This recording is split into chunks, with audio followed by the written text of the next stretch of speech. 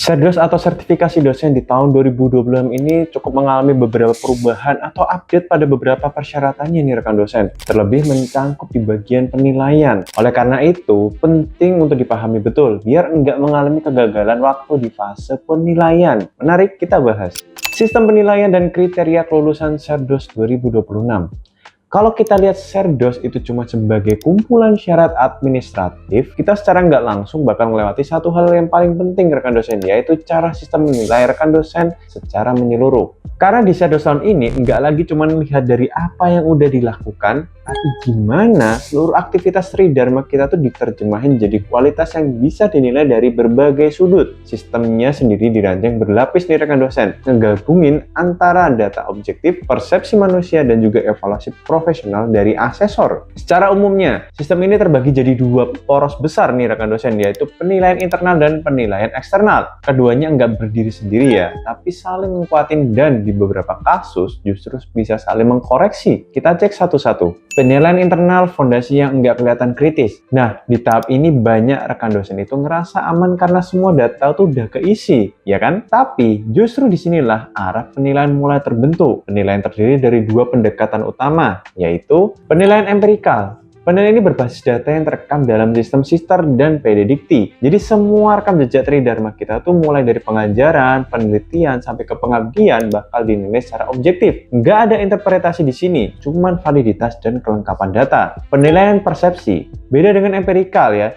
Bagian ini justru menilai bagaimana dosen dipandang oleh lingkungannya, sementara penilaiannya diberikan mahasiswa, teman sejawat, atau atasan langsung dan diri sendiri. Di titik ini mulai kelihatan satu realitas yang sering diabaikan sama rekan dosen. Kalau kinerja yang baik itu belum tentu terlihat baik di mata orang lain loh, dan dalam Serdos persepsi itu punya nilai. Kita lanjut ke penilaian berikutnya. Penilaian eksternal titik penentu yang sebenarnya. Setelah internal ngebentuk dasarnya tadi, penilaian eksternal jadi tahap yang paling menentukan di rekan dosen. Penilaian ini dilakukan asesor lewat dokumen PDD UKT-PT. Disinilah semua data dan pengalaman nggak lagi berdiri sendiri, tapi harus dirangkai jadi satu narasi utuh. Bukan cuma soal apa yang dilakuin, tapi soal apakah ada keterkaitan antara tridharma, apakah ada dampak yang bisa ditunjukkan, atau apakah kualitasnya terlihat atau bukan cuma disebutkan. Banyak rekan dosen tuh gagal bukan karena kurang aktivitasnya ternyata, tapi emang karena kurang mampu buat menerjemahkan aktivitas itu jadi bukti kualitas.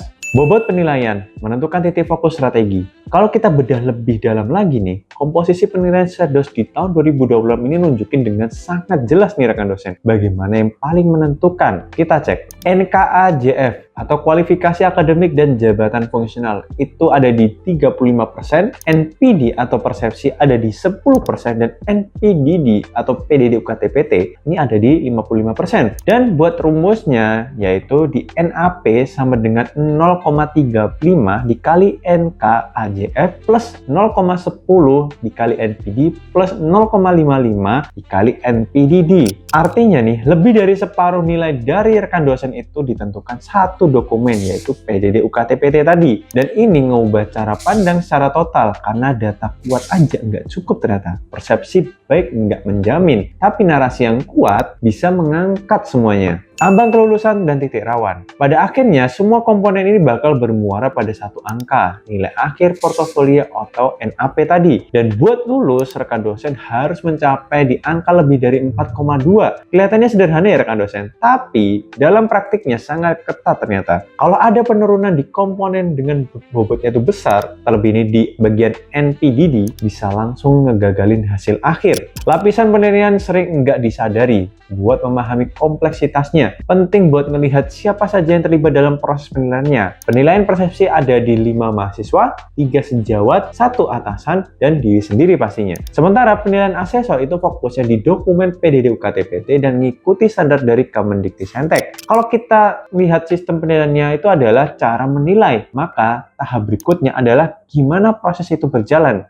Ngomong-ngomong soal karir dosen, ternyata yang bikin capek itu bukan ngajarnya, ya nggak rekan dosen? Tapi administrasi dan kewajiban karirnya ya. Kita harus paham RPS, ngurus PKD, ngerti sistem sister, nyusun roadmap penelitian, sampai mikirin target publikasi ke jurnal Scopus atau Sinta. Dan jujur, banyak dari kita belajar itu semua sendiri, trial dan error. Nah, kalau rekan dosen ngerasa di posisi itu, coba deh cek e-course karir dosen dari duniadosen.com. Di sana ada kumpulan e-course khusus pengembangan karir dosen, mulai dari cara menyusun RPS yang rapi, memahami akun sister biar nggak bingung saat pelaporan, bikin roadmap penelitian jangka panjang, sampai strategi supaya risetmu bisa tembus publikasi bereputasi. Belajarnya fleksibel, bisa diakses kapan aja, dan materinya memang dibuat khusus untuk realita dosen di Indonesia dan ada sertifikat 10 JP sebagai bukti pelatihannya. Semua solusi memahami karir dosen ada di e-course karir dosen. Akses linknya di sini, atau cek di deskripsi video ini ya. Siapa tahu ini bisa bantu kamu naik level lebih cepat sebagai dosen. Alur dan tahap penilaian dalam SEDOS 2026.